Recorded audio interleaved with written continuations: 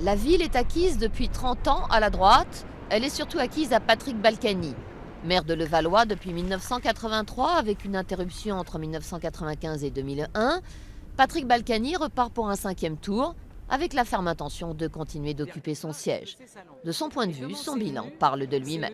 C'est la ville des Hauts-de-Seine qui a les plus grosses ressources fiscales, les plus grandes ressources, en général d'ailleurs, du département, devant Courbevoie et Puteaux, qui ont pourtant la Défense, devant Boulogne, qui a 2 fois plus d'habitants que nous.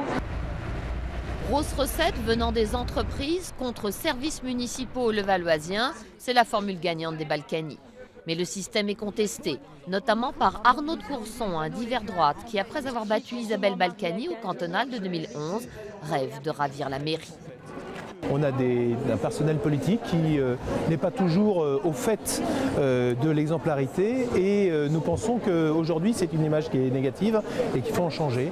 Et nous pensons qu'on a le droit d'essayer de faire de la politique autrement. Sous le coup de 2 informations judiciaires, l'une pour blanchiment de fraude fiscale et l'autre pour détournement de fonds publics, Patrick Balkany n'est pas au mieux dans cette campagne. Beaucoup dénoncent ses méthodes, notamment les socialistes. Patrick Balkany assume complètement son clientélisme. D'ailleurs, quand il parle des Levalloisiens, il dit « mes clients ». Et c'est une politique à Levallois qui fait que les attributions de logements sociaux ne sont pas transparentes. L'opposition ne siège pas dans la commission d'attribution des logements sociaux. C'est quand même une des rares villes où on ne fait pas une politique transparente pour justifier l'utilisation du bien public.